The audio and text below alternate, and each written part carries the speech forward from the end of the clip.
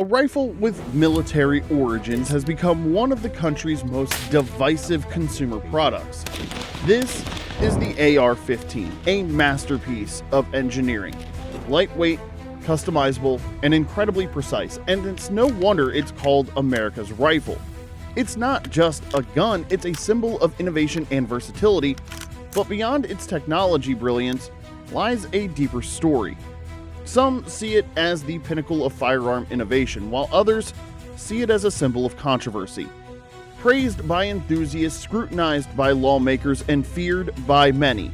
So how did one firearm become a lightning rod for controversy? Beneath its sleek design lies a story that's as complex as it is controversial, and as the call for its ban grows louder, it's time to take a closer look. Sit tight as we uncover the truth about the AR-15, its rise, its impact, and the dark legacy it carries. The AR-15 rifle is, without a doubt, one of the more prolific and controversial firearms in US history. It's been used in wars abroad and in policing at home, and for everything from sport shooting to mass shootings. Yet, despite the heated debates, its origins are often misunderstood. The semi-automatic civilian AR-15 was introduced by Colt in 1963, but its story began earlier. Designed by the American gun manufacturer Armalite in 1956, the AR-15 was a scaled-down version of its predecessor, the AR-10. The Armalite AR-15 was manufactured between 1959 and 1964. It was a gas-operated lightweight rifle intended to fire a new high-velocity, lightweight, small-caliber cartridge that allowed infantrymen to carry more ammunition while maintaining firepower. Now, contrary to popular belief, AR in AR-15 does not stand for assault rifle. It stands for Armalite, the company behind its development. In 1959, the Pentagon took notice. An enthusiastic report on the AR-15 was released, praising its lightweight design, significantly reduced recoil, and enhanced accuracy. The report concluded that a 5 to 7 man squad armed with the AR-15 would be as effective as a 10-man squad armed with the M14. By 1961, the Advanced Research Projects Agency, or ARPA, procured 1,000 AR-15 rifles for South Vietnamese troops and their U.S. Special Forces advisors during the Vietnam War.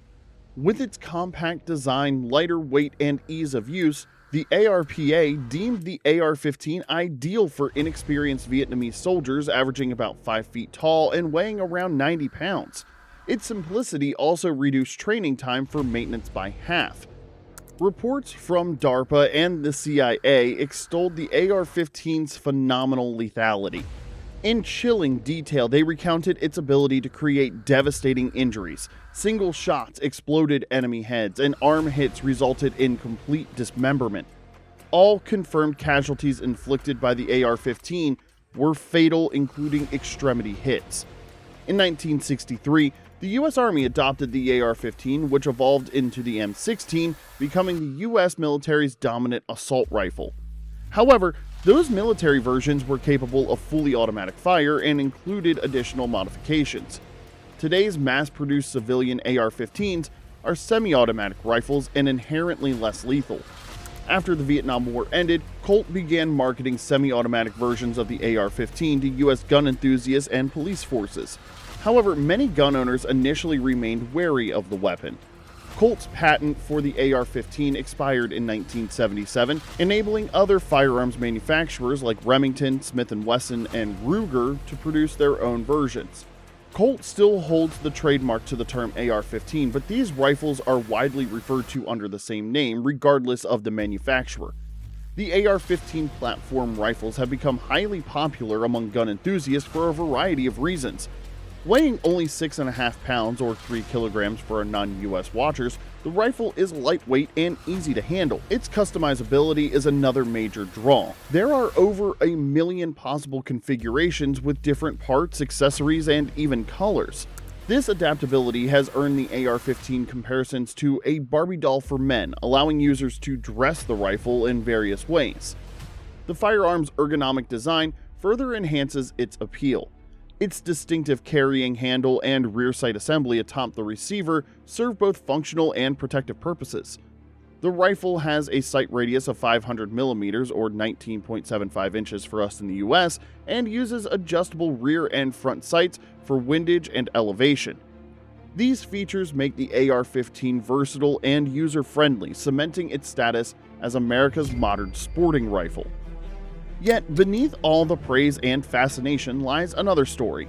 A story that's as explosive as the rifle itself. For some, the AR-15 is a symbol of freedom and innovation, but for others, it's the face of a national crisis. A weapon that has turned moments of terror into headlines and sparked calls for it to be banned altogether. How did this beloved rifle become one of the most polarizing firearms in America? Well, let's dive into the controversy.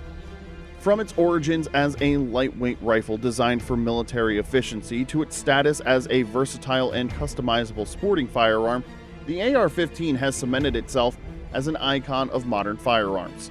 While its history is intertwined with both innovation and controversy, its impact on the world of firearms is undeniable. Despite its many positive attributes, the AR-15's reputation is marred by its association with mass shootings. Civilian shooters who lack military training often choose the AR-15 for its ease of use, lightweight design, and efficiency in inflicting harm. The weapon's design, initially intended for combat, makes it devastating even in unmodified semi-automatic versions. However, it's important to note that today's mass-produced AR-15s are semi-automatic and inherently less lethal than their fully automatic military-grade predecessors. However, even so, this distinction does little to diminish the firearm's controversial reputation. The AR-15 has become inextricably linked with mass shootings in the US. It may be of interest to you to know that 12 of the deadliest mass shootings since 2006 involved an AR-15, a fact that stirs very heated debates.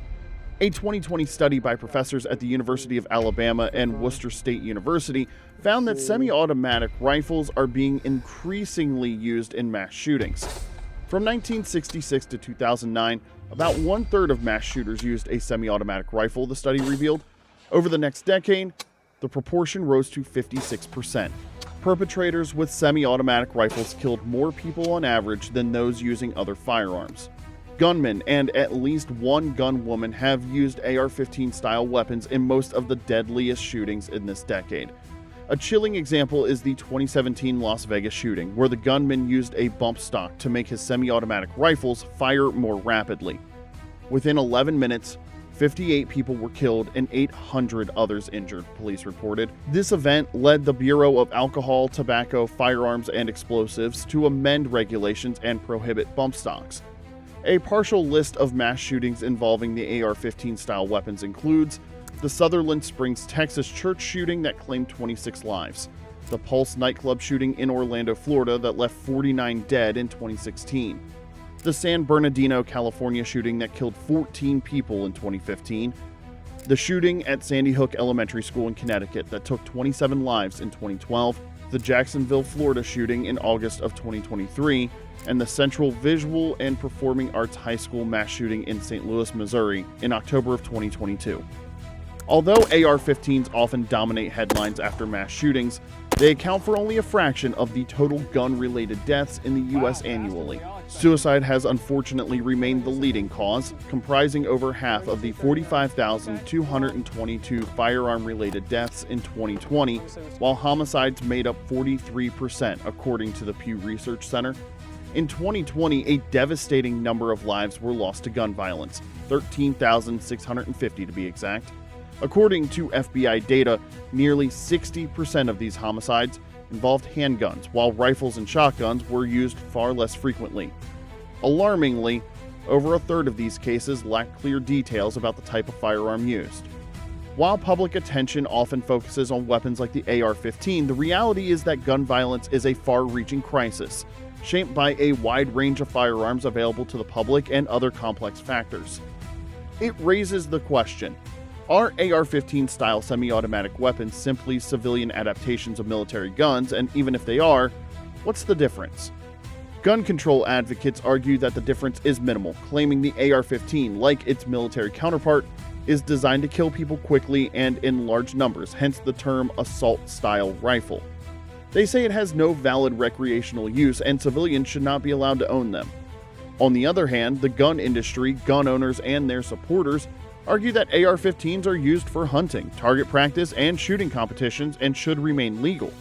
Mind you, this gun has been temporarily banned before. In 1994, President Bill Clinton signed an assault weapons ban which outlawed the AR-15 and other similar semi-automatic rifles.